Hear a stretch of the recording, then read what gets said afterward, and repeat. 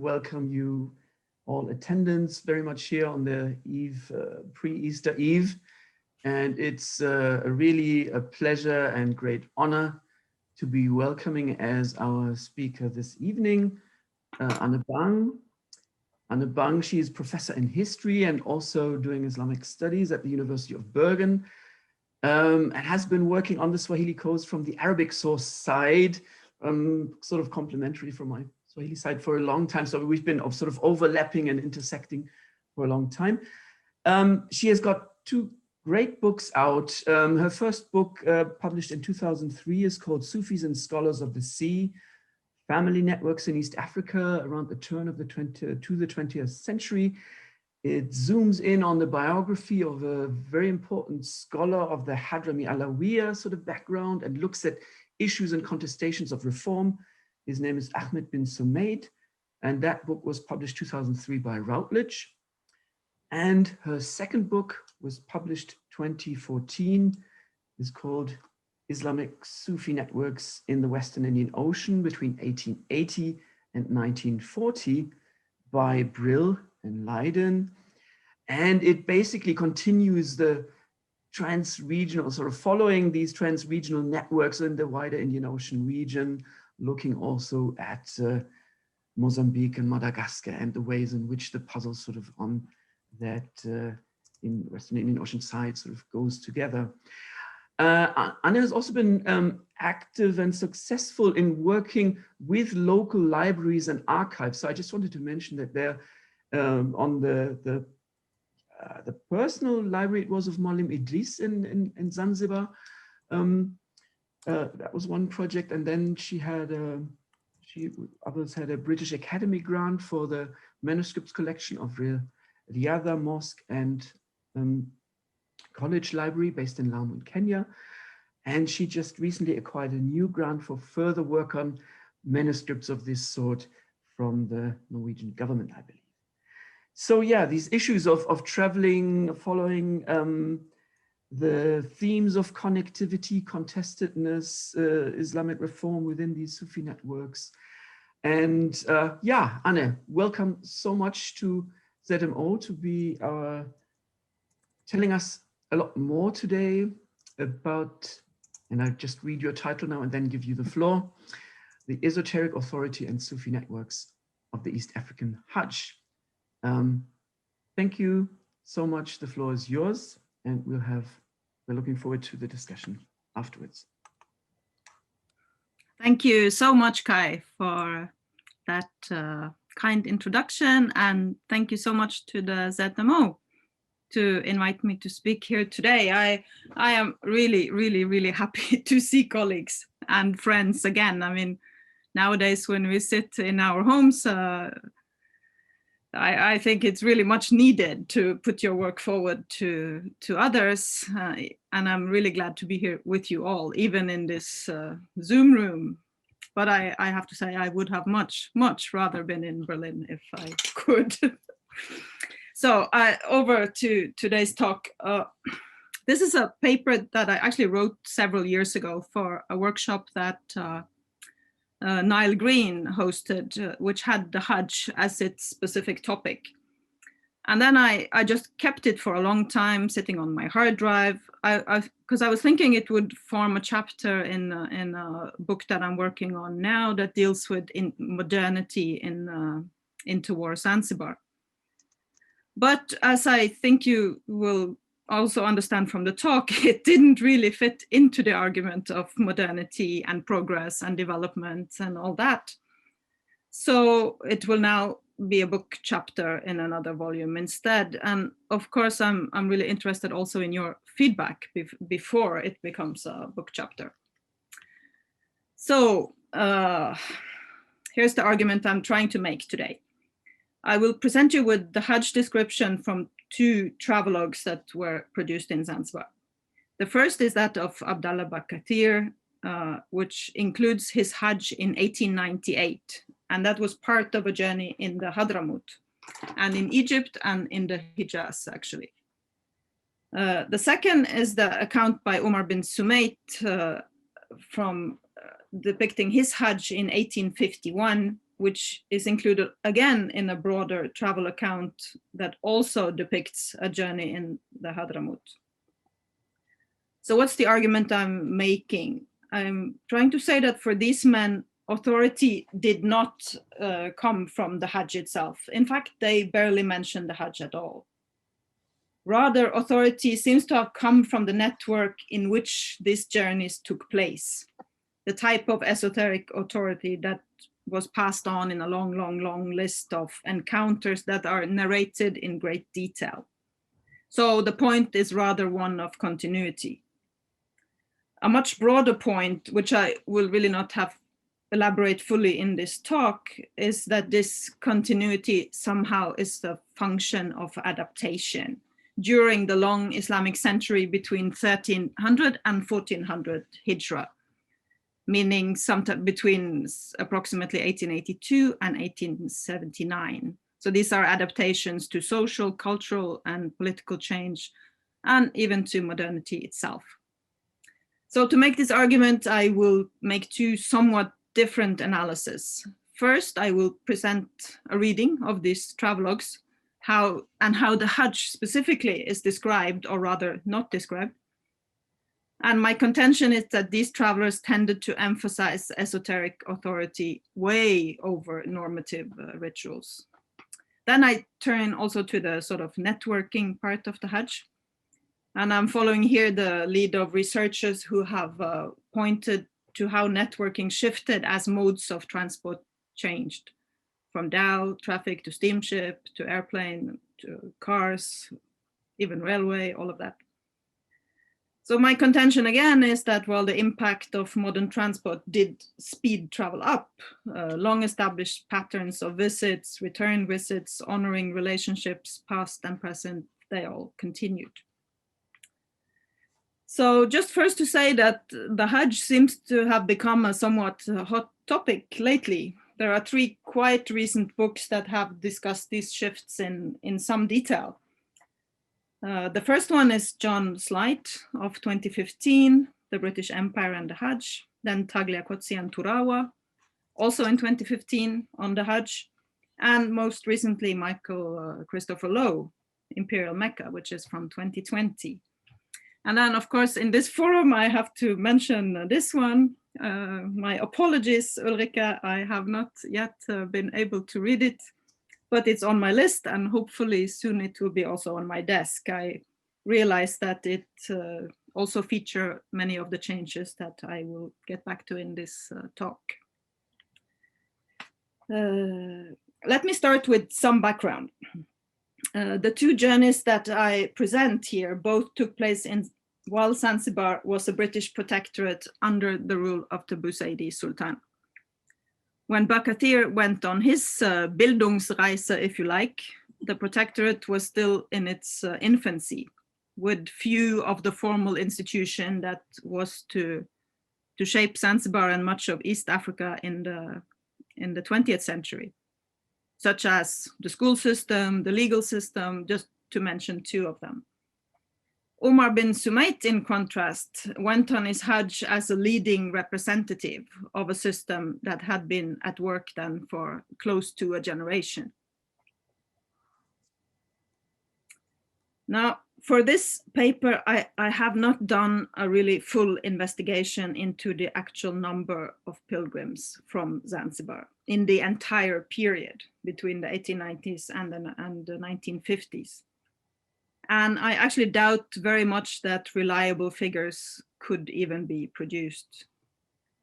Nonetheless, here is a glimpse into some of the best statistics there are, which are the British annual report on the Hajj, produced by the British consulate in Jeddah.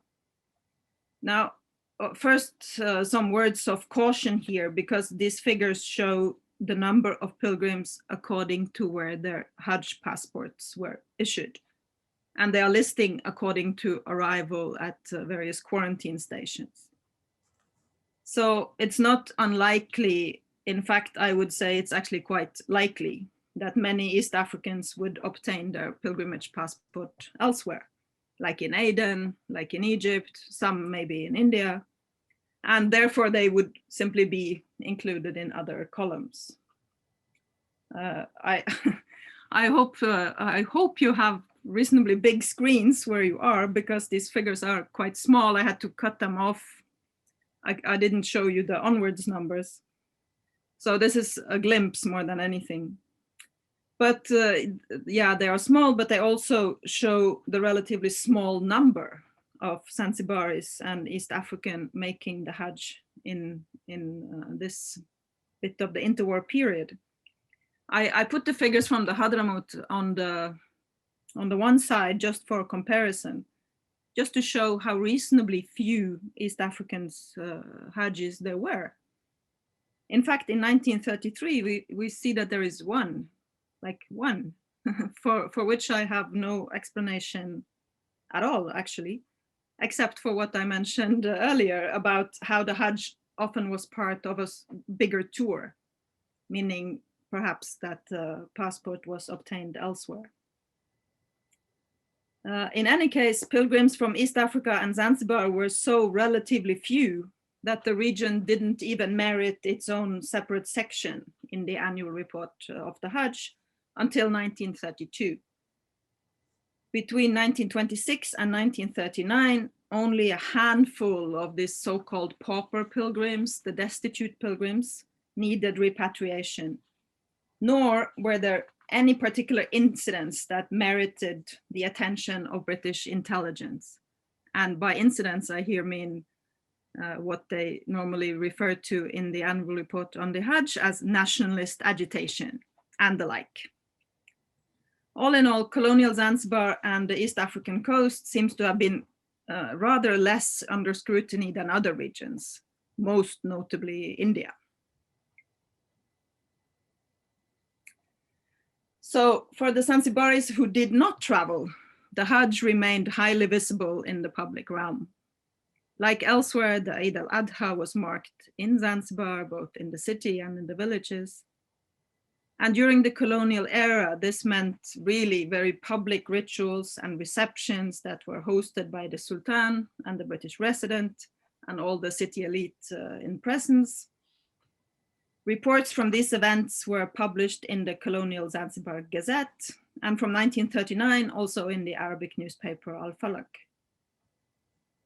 The annual departure and arrival of the pilgrims would also be noted in the newspaper, and occasionally also on the return of a notable pilgrim, an article would follow on his experiences in Mecca and so on. This was, for example, the case when Burhan Makalla and Sheikh Alamin Masrui returned from their Hajj in the 1930s, when Al-Falak carried a note on the books that they had brought back with them and how these books would now be redistributed in the madrasas and so on. So normally this Hajjis departing and Hajjis returning coverage was very sort of celebratory in tone.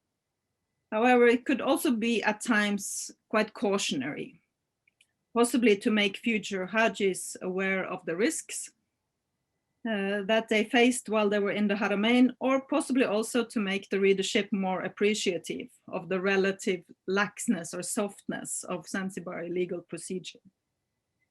This was especially notable following the Saudi takeover of Mecca. So here's just a quote ahead of the 1926 Hajj, the first under full Saudi control, where Zanzibari Hajis were warned in no uncertain terms that Wahhabi Mutawa were more impolite and more extreme than anything the Zanzibaris had ever experienced. They would do well to follow Wahhabi regulations. They should keep their beards long and refrain from smoking for the whole period, or face the consequences. This continued, so we see something similar. This is an example from 1939 when the Hajjis returned. It was accompanied by printing a story about a poor Egyptian who had made the grave error of pickpocketing inside the Al-Haram mosque.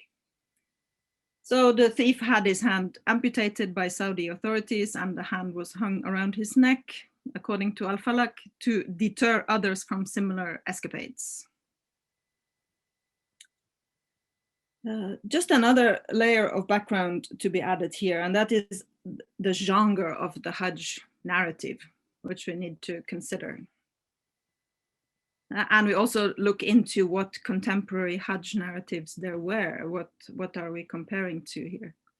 Clearly, the Hajj narrative may be written from very different position, and this is the example I usually show to students, which is the letter of Malcolm X from Mecca. It's but one example of positioning. What Hajj narratives were read in Zanzibar in this period? The most widely circulated type of Hajj text has, since the mid-19th century, been the Hajj guidebook or instruction manual, the so-called Manasik al-Hajj.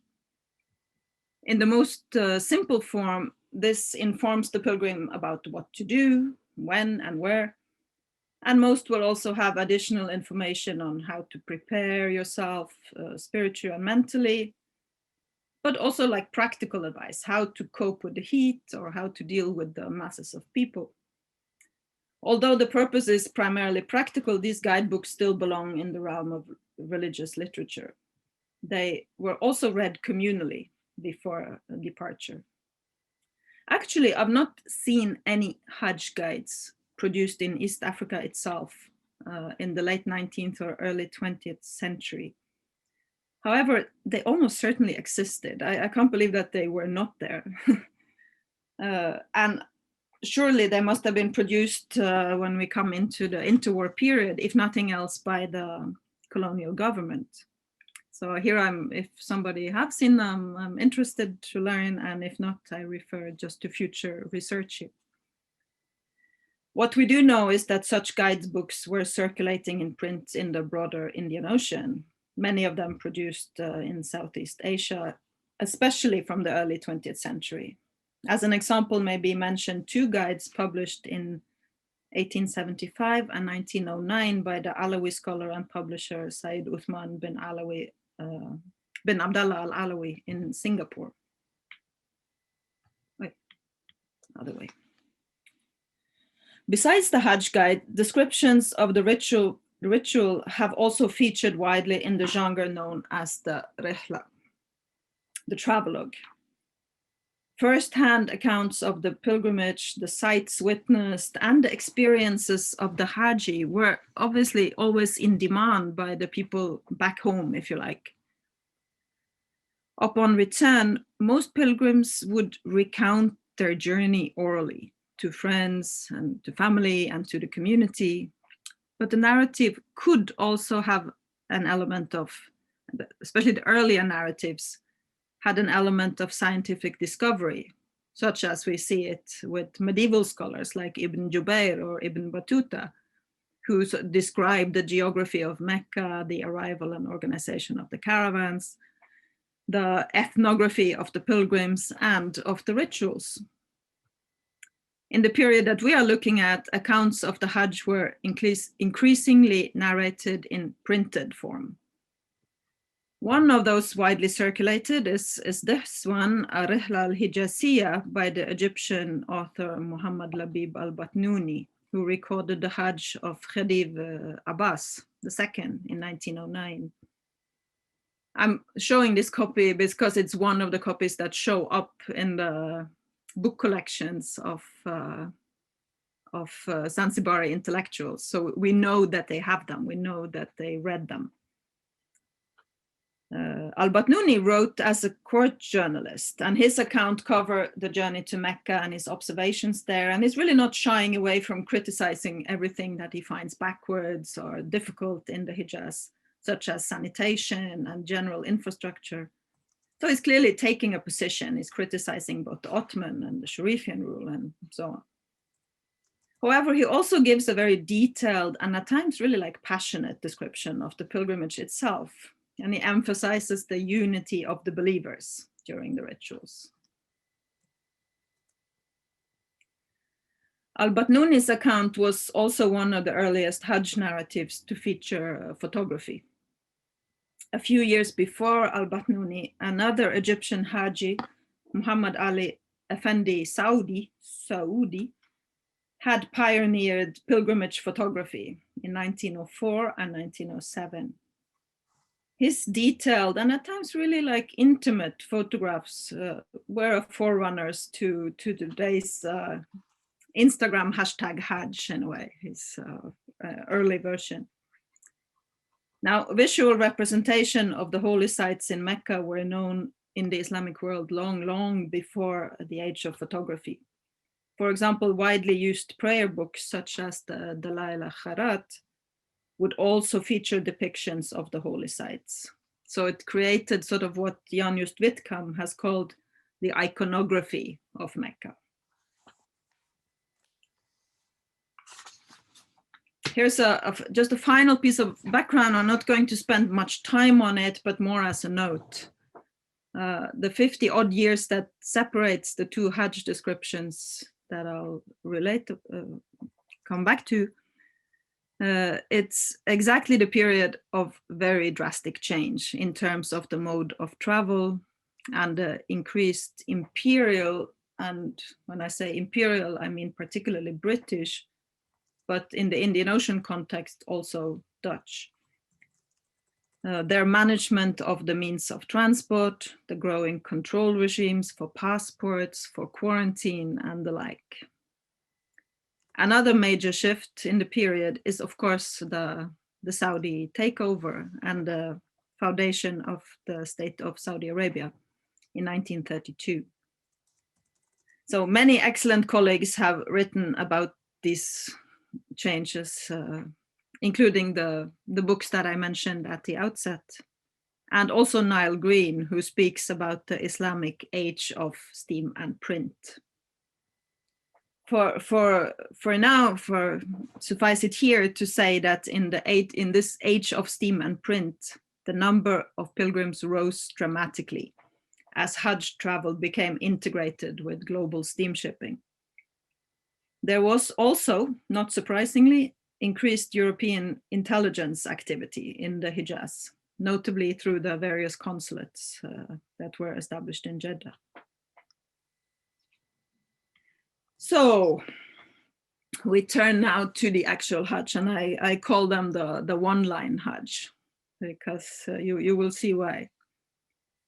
What we see is the almost complete absence of any description of the Hajj by any of our two writers. Why is this, and what do they write instead? Because they do spend long periods in Mecca. The first book, as I mentioned at the start, is this one. It's by Abdallah Bakathir, who died in Zanzibar in 1925, and it's entitled Rihlat al-Ashwaq al-Qawiyya. As you can see, the publication history of this work almost perfectly spans the manuscript to print transition, which is also why I chose it as one of the illustrations for the new project that Kai alluded to in the introduction. And you will forgive me the shameless promotion of this project and give me just 30 seconds to say that next week will be a call for a PhD student on this project. So please point any potential applicant in the direction of the University of Bergen, upcoming positions or something. So the manuscript copy that is on the left was completed in Zanzibar in September 1899, whereas the printed version is from Cairo and dates from 1939. And it was reprinted again, and an online version also exists today, based on the 1939 version. In other words, as a text, this travelogue has had a long life, all the way from the manuscript to the digital age. A few words about the author. Some of you are very familiar with his biography, others not. Abdallah Bakathir was born in Lamu in 1860. He settled in Zanzibar, where he attached himself to Ahmad bin Sumait, who's the father of Omar, whose rihla will come back to introduce in a minute. So all these three were central figures in propagating the Alawi Tariqa in Zanzibar in a highly text-oriented form of Sufism. In Zanzibar itself, Bakathir is best remembered for founding a madrasa that carried his name. So this work describes a journey which he undertook in Hadramaut between April 1897 and December of that same year. Then he went for a short visit to Egypt, and then he stayed approximately 4 months in the Hijaz, ending with the Hajj and then going back home. So the Hajj come as at the very end of his journey. And here is what he has to say about it, what is marked in red. It amounts to no more than a line among many, many lines that has dealt with his encounters with shaykhs and scholars, and books that he read, and texts that he recited, and ziyaras and visits to tomb visitations and so on that he has been doing in Hadramaut, in Egypt, and in the Hijaz. And even here you can see that the description of the period leading up to the Hajj is filled with details, as is the rest of the travelogue. For now, I will just leave it there and point to the one-line Hajj here, and then turn to the narrative of Omar bin Sumait 53 years later. Now, Omar bin Sumait was born in Isandra on Ngasija in Grand Comore. He grew up in Zanzibar, and he studied with his father and with Abdallah Bakathir, who wrote the previous one, and studied for a period in the Hadramaut as a young man, and became part of this same sort of textual reformist-oriented Sufi order. He also spent some time in the Comoro Islands and in Madagascar as a trader. He returned to Hadramaut again in 1921, and again in connection with his Hajj in 1951. And both of these journeys is described in the book you see in front of you, which is entitled An-Nafat al-Shadiyya. Omar bin Sumait became Qadi of Zanzibar, later Chief Qadi of Zanzibar, and he held that position until he retired in 1960. When the Zanzibar Revolution came in 1964, they left for Hadramaut, and again upon the revolution there, they returned to the Comoros, to Grand Comore, where he died. Now, here is what Omar bin Sumait has to say about his Hajj, or at least the first days of his Hajj. As you can see, he spent significantly more ink on the people he met, and the temperature in the room, and the poetry exchanged over the fan that alleviates the heat. The encounter with Sayyid Alawi bin Abbas is given clear precedence over the actual ritual of the Hajj. The detail about the fan highlights or sort of symbolizes the knowledge exchange that took place between two scholars who clearly considered each other as equal. It can also be read as containing a much more personal voice and more emotional content than the Hajj, which is clearly a one-liner. Omar is also utterly silent on the presence of other pilgrims, what they are doing on the various days, or any logistics related to this. In contrast, he is happy to see his colleague, and they share a piece of poetry, and I'm guessing also some mutual flattery. So when I was reading this, I really couldn't stop asking myself, why so abrupt? Don't you have anything more to tell us about this?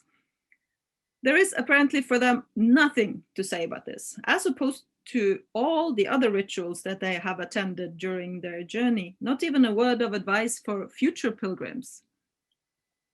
In otherwise very verbose narratives, this abruptness is striking. We saw earlier how a writer like al-Batnuni was known in Zanzibar.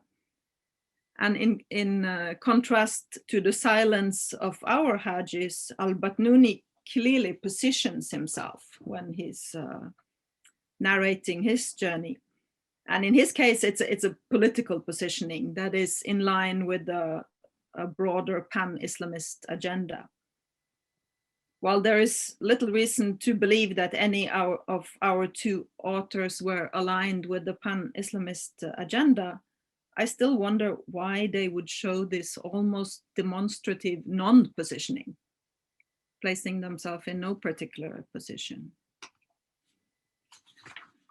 Another striking feature is the distinctly unemotional tone, or there is no tone. It's neither emotional or unemotional, it's just factual. Being in Mecca, the Hajj rituals, the presence of thousands and thousands of fellow Muslims, none of this elicits even a comment by our two travelers. And here too, they are in contrast to another position which they could have taken and which many indeed took, which is that of the reformer. Here is just one example out of many, which I actually have not seen present in Zanzibar, but it is an argument made that I actually really very much agree with. This is from Indonesia, and the author clearly positions his experience from Mecca as a contrast to his home community in Minangkabau in Sumatra, where so-called heretical, or he says heretical practices prevail and so on. And this position is here established intellectually, but also very much emotionally, by invoking the community of believers and the grandeur and the importance of Islam's center. This positioning is entirely absent in both Bakathir and Omar bin Sumait's accounts, even though they clearly were reformist oriented, if you like.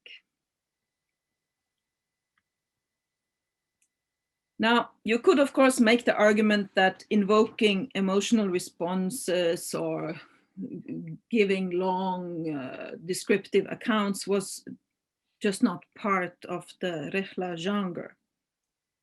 Just to show that the expression of emotion, invoking feelings of friendship and pleasure and camaraderie, if you like, was not alien to the genre. Here is Omar's recounting of an encounter with his fellow Alawi Sufi Muhammad Bashir. This is given clear precedence over the final days of the Hajj, which are just summarized in a sentence. He places much more emphasis on the miraculous prophecy that was given by Habib Saleh and Lamu from the grave, that Muhammad's journey to the land of the Arabs would be facilitated, and then spending even more time to explaining how this prophecy came true. Note also that he describes the encounter as 2 wonderful days, unlike the Hajj which he spent in Mecca. The same pattern is clearly present in Bakathir's Rihla, where a long series of meetings is with shaykhs, dead and alive, are described in great detail and sometimes also with great emotion.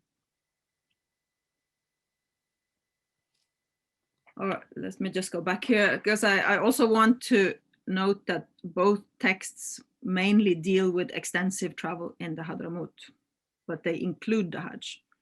In other words, the Hajj here is not in any way, how shall I say, it's not contributing to the resolution of the plot, if you like, to use a literary term. It is something that almost, I wouldn't, obviously not accidentally, but it's incorporated in the narrative about something else. So it's also important to consider the very purpose of these texts, I think. Clearly, the Hajj is a rite of passage where the Haji removes himself or herself from all the cultural traditions that is familiar to him or to her. So when our authors here omit the Hajj in the text, they essentially highlight not the aspect of the ritual that is common to all Muslims, but rather chooses to highlight their participation in specific traditions and practices that have meaning back home, specifically to the audience there. This is an example of just such an authority. This is Bakathir attending the Maulid of Ali al-Hibshi in Sayun, which is exactly the same Maulid that gained enormous popularity and reach in his native Lamu. So there's a specific reason for including this. So what I argue is that the texts by Bakathir and Omar bin Sumait were written and published less in order to obtain and more in order to project spiritual and religious authority. How this authority is then awarded is important. What we see here is a projection of an authority that is entirely founded within the Sufi paradigm. These texts were written by and read by an educated segment of the population that were following up, at least more or less, unbroken chain of authority. The spiritual outcome, if you like, of these journeys was not dependent on correct performance of or validity of their Hajj. This is somewhat paradoxical, I find, though, because the Alawi Sufi way in this particular period was very strongly focused on correct adherence to both to Sharia, to normative practice, and to its foundation in the Quran and the Sunnah. So it's just a paradoxical outcome. Yeah, I'm going to skip that and move on. Now, the connection between increased reform orientation / Sharia adherence / normativeness, and on the one side, and brief Hajj narratives on the other, was also noted in this quite early study by Matheson and Milner, where they studied 5 Malay Hajj narratives dated between the 16th century and 1979. And they also noted that the extremely compressed Hajj narrative by one Malay prince, Raja Ahmad, who wrote in 1828. And Matheson and Miller here suggest that this extreme compressedness or almost silence is an expression of utmost reverence. Unlike earlier accounts where there is a lot of detail and sometimes even unseemly detail. So I'll argue that something similar is taking place in these accounts by Abdallah Bakathir and Omar bin Sumait. Clearly, authority and spiritual sanctity in this text do not derive from the meticulously correct Hajj. And even by describing it, you could also leave yourself open to criticism that it wasn't correctly performed. Nor does it derive from having been in the sanctuaries of the Haramain, but from other encounters that take place there. In other words, by placing themselves beyond the basic demands that are incumbent on all Muslims, they take for granted this Sharia-mindedness that Matheson and Milner pointed out.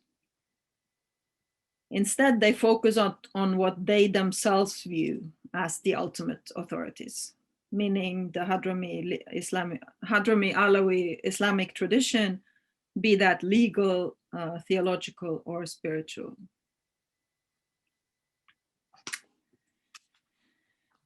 So this is the second argument I want to make, which is about continuity in how the actual Hajj is conducted. My contention is that the pattern is pretty much the same, despite very profound changes in how the Hajj journey actually was conducted. The infrastructure changed, the governance of the Hajj changed, again, through the rise of commercial and mainly European steamship traffic in the Indian Ocean. As Niall Green has pointed out, this quickly changed the number and ethnic composition of the Hajis, as well as the nature of the passage itself.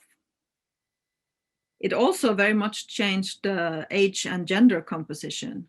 as steamship travel made more people, and especially women, able to undertake the journey.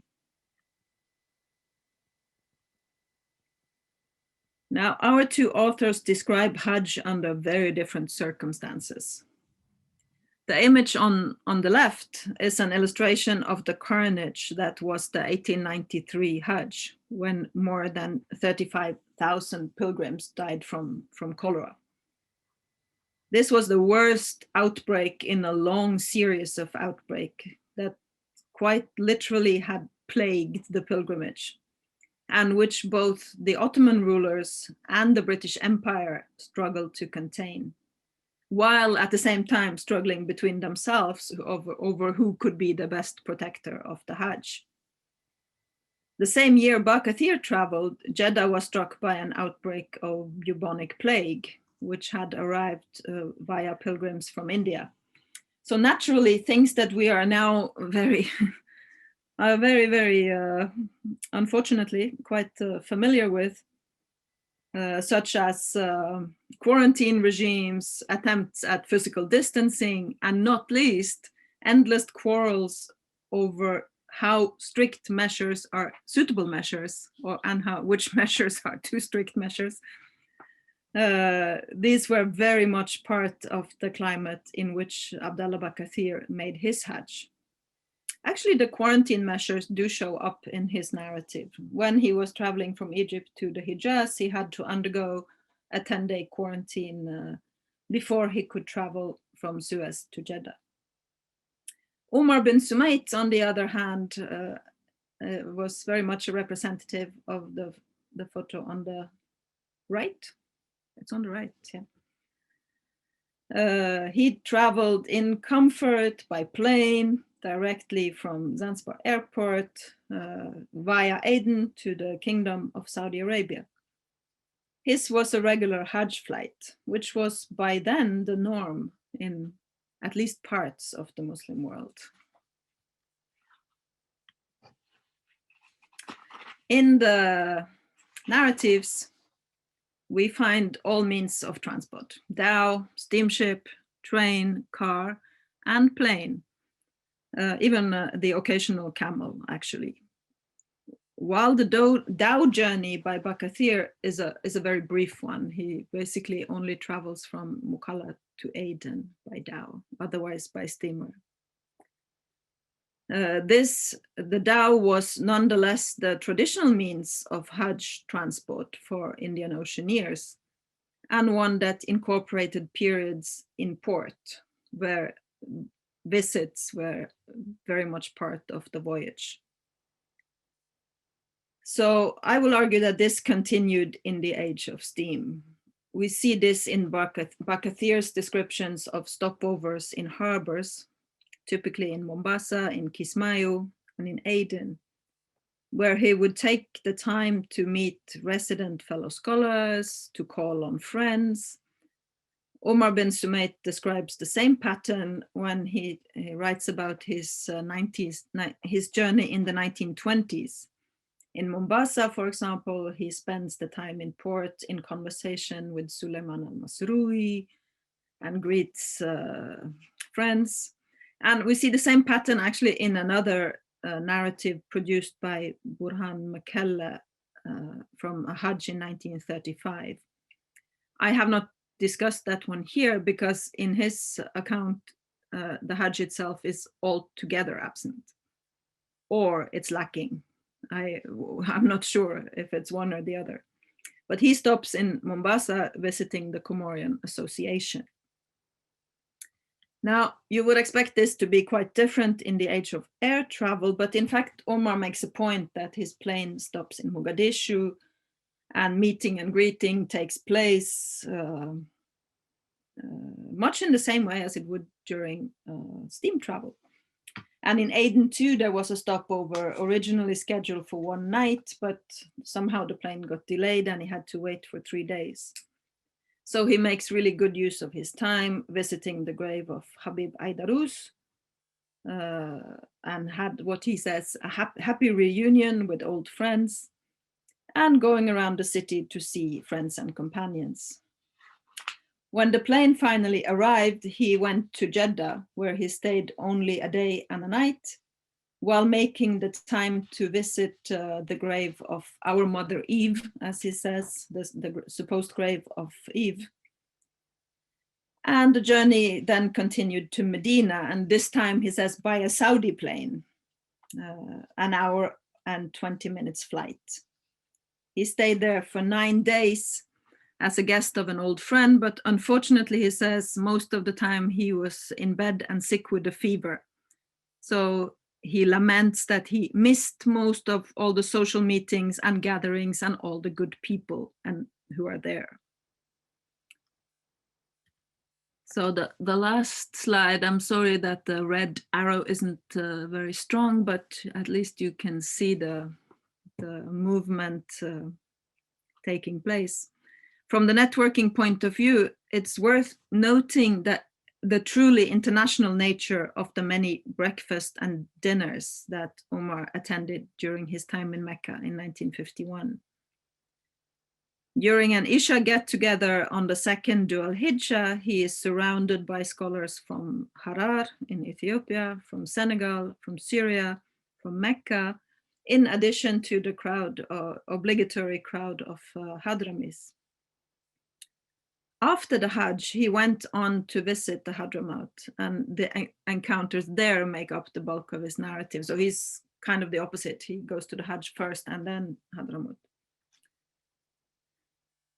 In fact, he makes a point when he's leaving of saying that they performed a ziyarah to the tomb of one of the renowned Alawi reformers on the way to the airport in Shibam on the day of departure. The return journey from Aden to Zanzibar was also by plane. And not surprisingly, this trip too was filled with meetings with fellow scholars. And he stopped first over in Nairobi, where he spent 2 days with Sheikh Mehtar Muhammad al-Waili. Then the journey continued by plane to Mombasa, and a delegation of notables would turn out at the airport, including both the president of the Hadrami Association and the president of the Arab Association, which also goes to show the enormous amount of associations there were. He spent the day visiting friends in the city and so on before he flew home to Zanzibar. So the way I see it, the only difference between this and what you would actually see even in dhow travel is the incorporation of Nairobi, which is quite a change. Now, finally, let me try to conclude. While the act of performing the Hajj clearly enhances the status of an individual living in the period between 1890 and approximately 1950 in Zanzibar, this is not necessarily reflected in the writing of the Hajjis. The two texts that I examine here seek to project authority in East Africa and do so by highlighting a specific set of Sufi knowledge, rather than saying even almost anything about the Hajj itself. This was clearly an established pattern by the 1890s, and also earlier, as we saw from the Indonesian examples, and still very much valid in the 1950s. And still in the 1980s, when both of these travelogues were republished. At the same time, we see a much more type of modernist writing appearing where the author much more clearly positions himself. Normally it would be himself. So what we see is thus the continuation of the esoteric paradigm in which these two journeys took place. Likewise, the seeking of knowledge at the hands of holy men and Sufi scholars did not cease by the rise of modern means of transport. We see that traveling, whether by steamer or plane, the travelers would very much prioritize their encounters en route to perform ziyaras or just to visit friends and fellow scholars. to me, and here comes the broader broader argument, these are just two instances of adaptation taking place in the Islamic 14th century. We could highlight many more. We could highlight the Sufi adaptation to the print medium itself, which I haven't gone into here, but alluded to the way these texts move from manuscript to print. Likewise, we could also speak about the very act of reading text about the Hajj, the circulation of knowledge about the Hajj as something that happens in text, not by ear. But so I'll be very happy to discuss that also in the next whatever we have, 50 minutes or so. But for now, I thank you for your attention.